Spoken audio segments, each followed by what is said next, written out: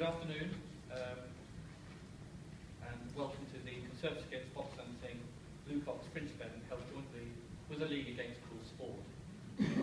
My name is Chris Platt, and I'm Vice President of the Eastern Malta Conservatives Association, having formerly been Chairman and President, and also a past member of the area committee. I would like to thank you all for coming today and to welcome our guest speakers here today. I don't intend to speak for too long. Our event today is aimed at giving us an opportunity to discuss and engage politicians and party supporters with animal welfare issues, and with a view to advance the animal welfare and lives of our wildlife. From a political stance, animal welfare does matter. A recent 2014 YouGov poll on the importance of animal welfare to voters showed that when asked to determine how they would cast their vote, 14% named animal welfare, a higher percentage than HS2 and same-sex marriage. Indeed, it came directly behind the fence. The same poll showed that just 2% of the electorate thought that the Conservative Party was the most committed party to animal welfare. Furthermore, polling clearly suggests that animal welfare is an important issue amongst Conservative supporters. I think that's something that Michael's going to be talking about later on. So how does the Conservative Party attract those 14% of voters? Today, we're delighted to have with us 3 Conservative MPs, although one of them is yet to arrive.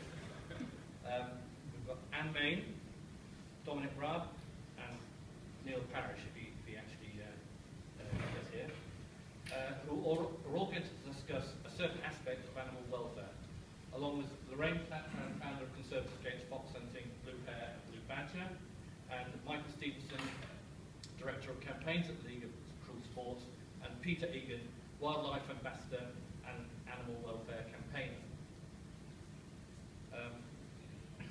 Before we go any further, there are a few points of housekeeping. I'm going to invite the speakers to talk before we take any questions. All questions at the end, I would be grateful if they were put through the chair, and if you'd like to give your name at the same time. And just a quick reminder to turn off any mobile phones, please. Well, you know, he's currently in Malta, hopefully dodging bullets of people who are trying to blast various birds out of the sky. So, to put this in context, what we're doing at the League is we're attending all of the party conferences this year. With the slight exception, the Tory party, we weren't allowed to get into the conference proper, but we wanted to make sure that we had a presence at all the conferences. And the message we want to convey is a very positive one about animals matter and what that means in a political sense, in a campaigning sense for the 2015 election. And as I say, as a charity, we are taking this message up to all of the political parties, so we're going to the Labour Party, we're going to the Democrats, Green, whatever. So we believe that regardless of the different views, certainly with the Conservative Party about different issues, there's a real appetite for an animals matter agenda for the next general election. And indeed, we think, as Chris was saying, that there is a great history of conservative animal welfare in the Conservative Party. There's a number of Conservatives, including some of the people on this panel here, who are very much committed to these issues. So as I say, what we want to try and do is work with all of the parties to offer some positive proposals, engage with the public on animal welfare. And to that end, hopefully on your seats you would have seen a document that looks like that, which is our attempt to put to use some ideas that we think would find some favour for the Conservative Party for the next general election. 5 things, not the exhaustive list, but 5 things we wanted to put to in this conference that we think would help reflect public opinion and, as I said, advance the cause of animal welfare. And they are in order, obviously defending the Hunting Act, which is no great surprise to anybody I think in this room, it's no point here. An inquiry into commercial driven shoots, a ban on snares, measures to... Sorry?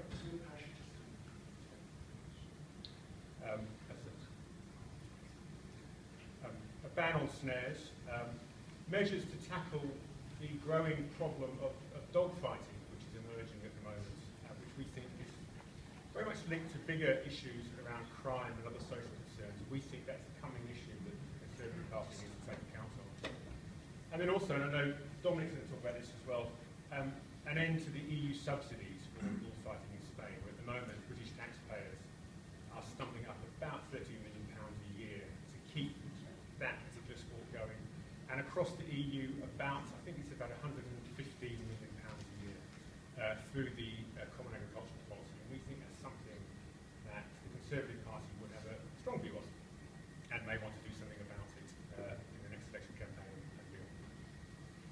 So, as I said before, we want to promote these policies because we think there is strong support for animal welfare amongst Conservative voters. And we have some polling which we think helps prove that point. Chris mentioned some of the polling work we've done by WAP earlier in the year about this. And we do regular polling ourselves on these issues. And I want to talk you through that polling quite quickly. Hopefully this will work rather than set like inside buildings. Right, okay, so just in terms of the methodology, this is part of our ongoing polling, and we're presenting a similar set of figures. We've done it with the Labour Party and we'll be doing it with the Liberal Democrats as well. So we looked at public opinion on hunting with dogs in the name of sport, and then wider attitudes to animal welfare. That was done by Ipsos Mori, face-to-face, the hunting, around about the same time, end of last year. Roughly similar number of people in both of those surveys, a reasonable sample size, and it was across both rural and urban areas. And then what we did was we asked all those people about sports with dogs and several other animals, as you can see there, fox hunting, deer hunting, bear hunting, coursing. And for those questions we asked them whether they thought it should be made legal again. And what we did was we, as well as the overall figures, we analysed results by voting patterns in the last general election. So for those people that indicated they voted Conservative in the last election, we've broken that down for your benefit as well. And I think that's the crucial bit, as I said before. We want to be able to talk to you about positive ideas that will help you engage with the public. So the figures speak for themselves to a certain extent, I think. So on fox hunting, 26% of people who nominated the Conservative Party as their party of choice for the last election said that fox hunting should be made legal again. Over 69% of those voters said no. And those figures reflect by and large where the country is more broadly. So the national figure for making it legal again would be 17%, and the overall national figure for not making it legal again is 80%. Okay? And then if we take that further, so we asked people how a parliamentary candidate's position on repeal of hunting would affect their perception of that candidate. And as I said, once again, we're focusing here on people who nominated the Conservative Party as their party of choice. So 8% of Conservative voters said they would view a candidate more favourably if they supported making hunting with dogs legal again. But 52% would on the other side of that, sorry. And the national figure for that is 59%. So there's not a great deal of difference between where Conservative voters are and where the rest of the general public are. And as I say, there is not a significant difference either between rural and urban voters. So in essence, what you've got is basically about 7 out of 10 people who you want to support you at the next election don't want to see a return to hunting. And more than half of those voters would view Conservative candidates more favourably if they had that opinion, if they opposed making hunting with dogs legal again. And also, I think crucially, less than 1 in 10 would regard a candidate more favourably if they supported repeal of it. So if we look then at the broader picture of animal welfare per se, and you see there some interesting figures, the notion that animals feel no real emotions such as fear. A hefty number of people disagree with that analysis. I'm just reaching here. I don't have the. So this is an overall figure. And then people who treat animals badly and want to treat people badly, 76%. And then finally, the government should do more to support the animal welfare charities, 59%. So then we asked, how would people view a candidate who promised more action on animal welfare generally, including the possibility of stricter rules and harsher penalties? This is the overall sample. And it would be 8% only 8% for people seem less favourably. It would make no difference at 39%, but more than half said they would view a parliamentary candidate more favourably if they promised more action on animal welfare. So, in essence then, it comes back to a point that we feel strongly about, which is, at its heart, Britain is a nation of animal lovers. We do have compassion and concern for animals. And I think, and this will be picked up by other people, I think, although it might not be the top of mind voting issue for people at the next generation, there is no doubt that it is in the mix about how they intend to vote. There's no doubt it is a force in how they view these. And as I said, we at the League would like to think that animals will matter at the next generation. And we, as I said, we'd like to be as positive as possible in talking to all the parties about how we make that real in May next year. Thank you.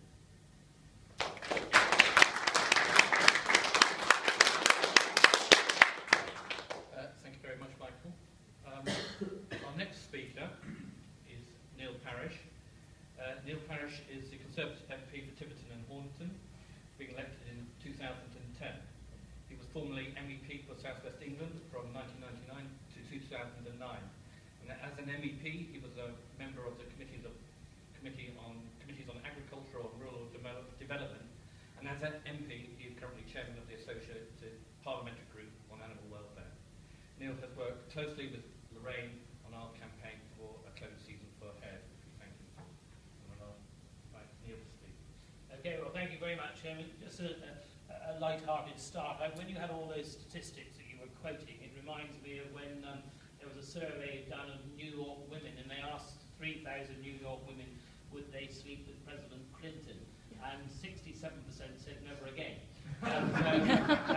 Sometimes statistics are an interesting matter. But thank you very much for inviting me here this afternoon, because I think on many animal welfare issues, and while I was in the European Parliament, I also chaired what was called the European Animal Welfare Intergroup, and that was the sort of 27 countries that used to come together to talk about animal welfare, because of course across Europe you'll have sort of varying degrees of interest in animal welfare, and basically a lot of the Scandinavian countries and Germany and others share very much our concept of animal welfare. Some of the more Latin countries and some of the Eastern countries don't share quite the same deal on animal welfare. And you can see when I was chairman of Agriculture in the European Parliament, we also had the Broilers Directive and making sure that you don't have too many poultry per square metre, so that you actually have a better life for that poultry. And so all these things are actually very important from an animal welfare point of view, because when you actually go out and buy your chicken and all these things, you don't actually look into the amount of birds kept per square metre, but it does actually matter to those birds when they are being produced. I also think we've worked in this government very hard on the microchipping of dogs now, making sure that we can identify those dogs, making sure we've got to do more on the puppy breeding side of it. We've got to make sure that people are not buying puppies that have not been properly socialised with their mothers, and we've also got to do a lot more on the puppies coming in from Central and Eastern Europe and other places, because of course very often not only are they not socialised with their mother, they're also actually bringing a disease into the country potentially as well. So there's lots of issues that I think we work very well together on. On the bullfighting issue, you're absolutely right, because of course what used to happen was that they used to get a bull premium, a beef premium on all the bulls that they were rearing for bullfighting, and I thought that there is no way that actually the taxpayers of Europe should actually be supporting bulls for bullfighting. Now, of course, they don't actually get them directly now as an individual subsidy, but what they've done, the Spanish, is they've rolled all that into their single farm payment, so it is still actually there, and that's something that takes more difficulty to roll out. Now, I think and I think there's many issues where we agree, and I, not all farmers agree with me on this one, but I actually think the hare population would really benefit from a closed season. And they're not, in many parts of the country, they're not a pest. In my part of the world, they're quite rare now, and I think that the hare itself is something that should be more protected. I think actually a closed season would help, and there would be there more than for sporting activities as well as a greater hare population. Now, where their population probably won't be entirely a meeting of minds with everybody in the room, is when we talk about hunting and when we talk about shooting. Because don't forget, not only am I a farmer, I have actually seen what the foxes do for both to poultry and to lambs, and therefore I do actually want to see a reduction in the fox population. I think that hunting plays a useful role in that, and we have to be careful how we monitor hunting and how it's carried out.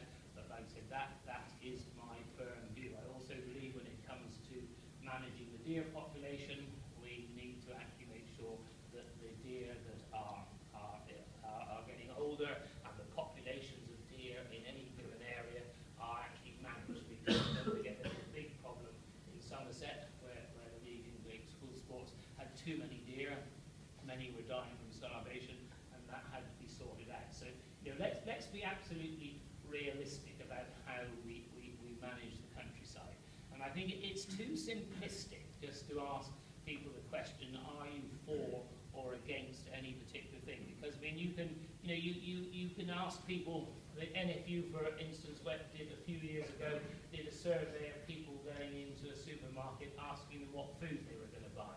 And they were all going to buy local, and they were going to buy organic, and they were going to buy high welfare standard.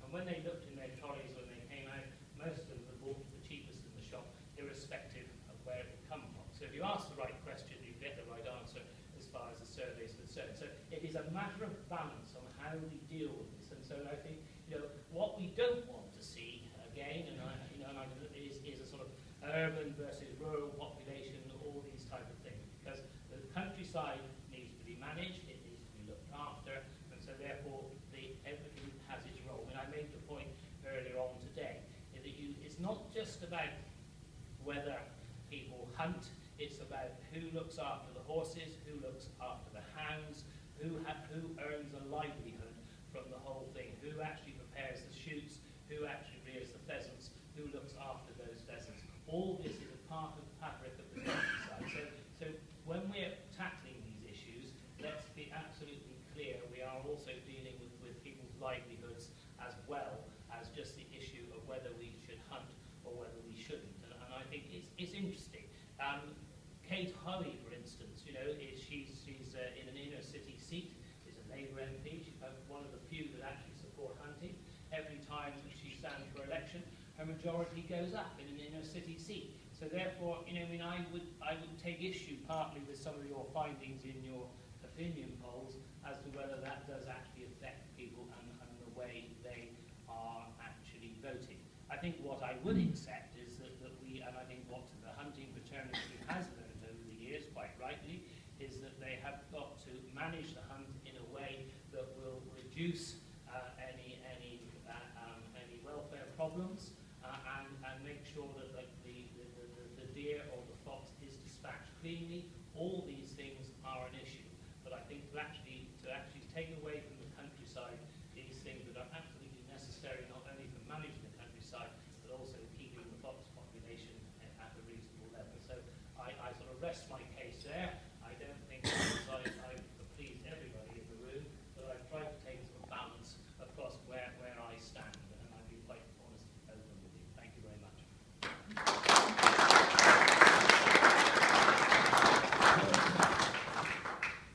Thank you very much, Neil.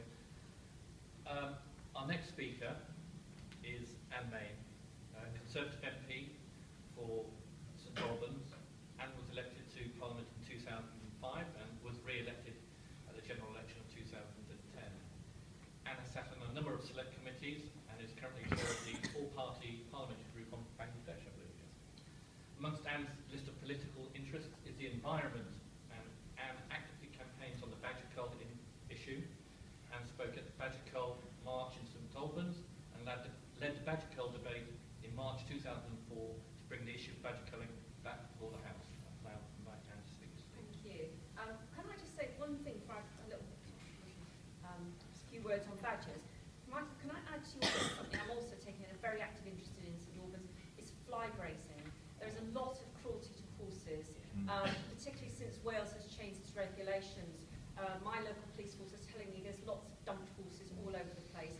They're eating ragwort, they're in a miserable, pitiful state.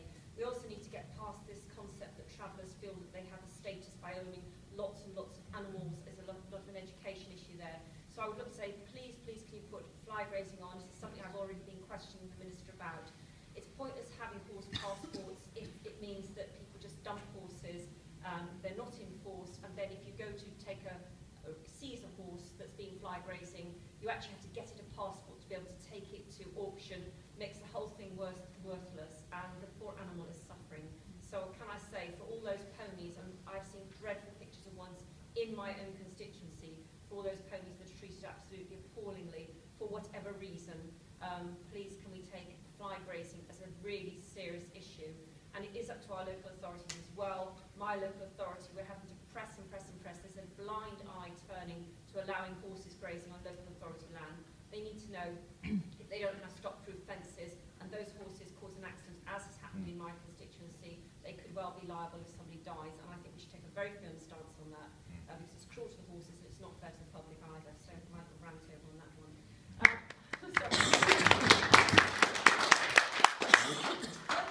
I think we have to take ownership of this issue.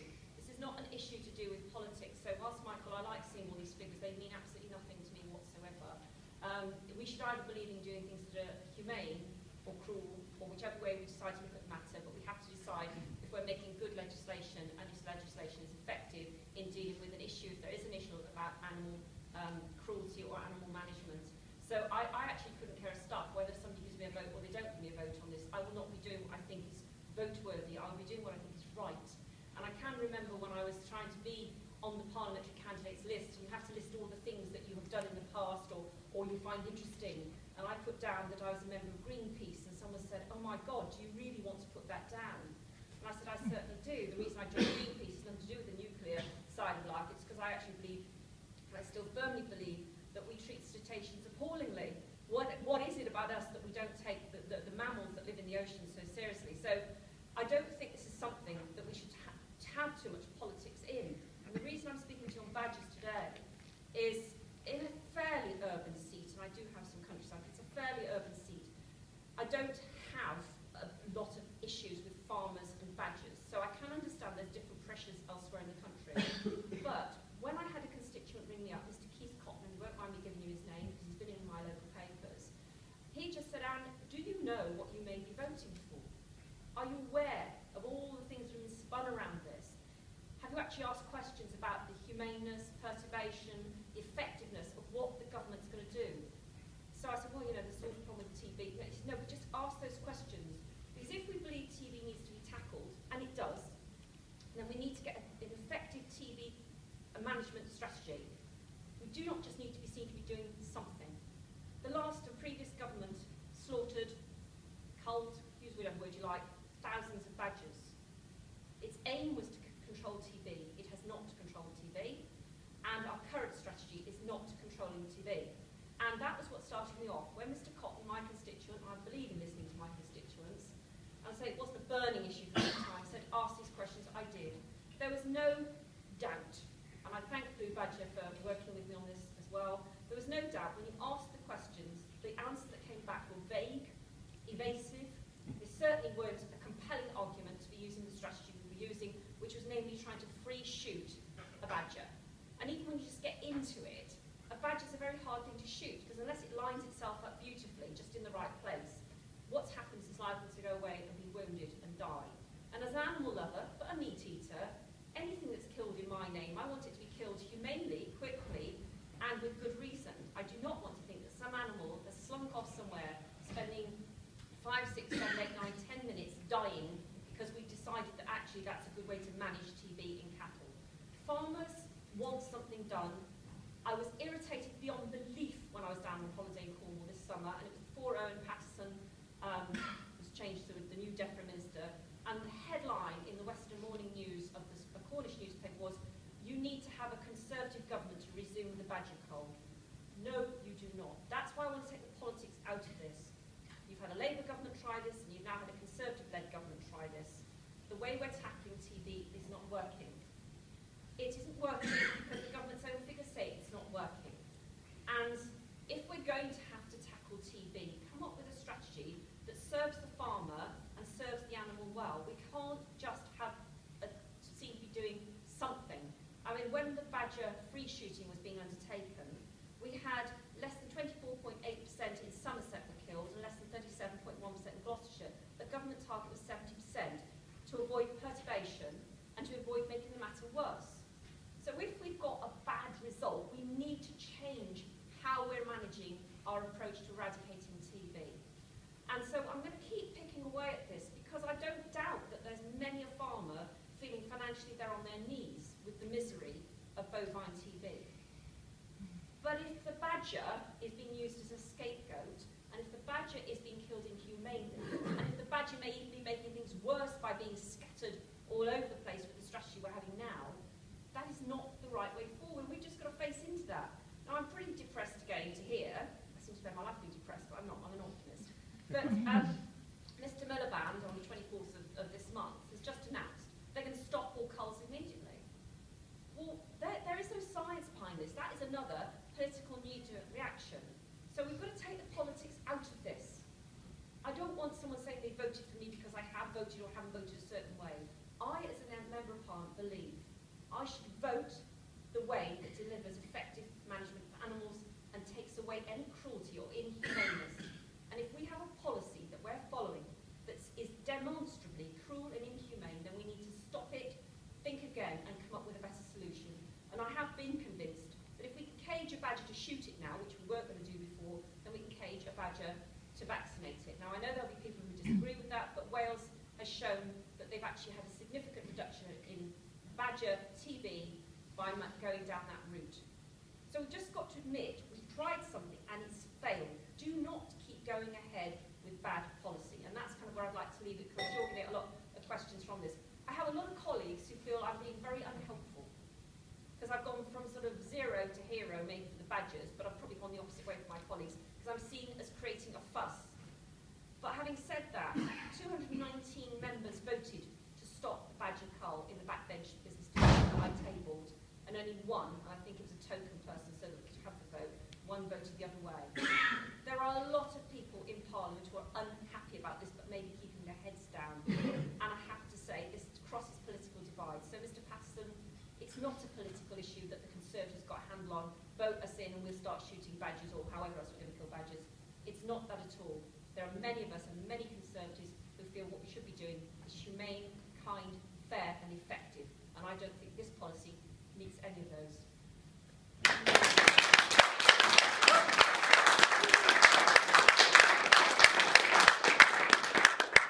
Thank you very much, Anne. Our next speaker is Lorraine Flash. She is founder of Conservatives Against Fox Hunting, the Blue Fox Group, as well as two other campaigns, Blue Badger and Blue Hare. Lorraine campaigns from within the Conservative Party to inform and brief Conservative MPs on these issues. Now back to Lorraine to speak. Thank you, Chris.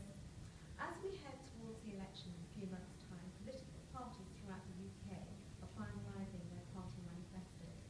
Of course, key areas such as the economy, education and health will be there, but we believe issues concerning animal welfare should also be included, and we are working hard within the Conservative Party to ensure MPs know that animals matter to people. It is essential that politicians become aware of the fact that voters find animal welfare important. It is necessary to ask politicians to formulate clear positions about animal welfare concerns. We do this by constantly asking them for their stance and continuing to stimulate the social debate on animal welfare. Well, we are here at the Conservative Party conference. What can the Conservative Party offer in 2015 to help advance animal welfare objectives? Well, for a start, we are very keen, Blue Hare, to see the legislation of closed season for hares in England and Wales introduced as soon as possible by the party. The current campaign for a closed season for hares was initiated by ourselves in May 2011 with the support of Parish, the chairman of AGBOR, the Associate Parliamentary Group for Animal Welfare.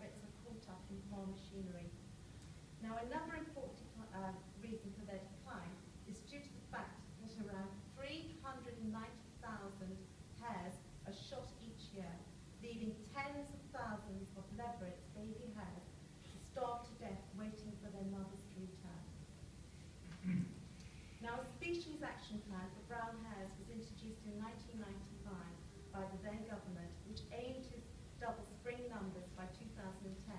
This target has not been achieved. Now, in our opinion, a closed season will bring England into line with Scotland, Northern Ireland, and most of mainland Europe, who already have closed seasons for hares.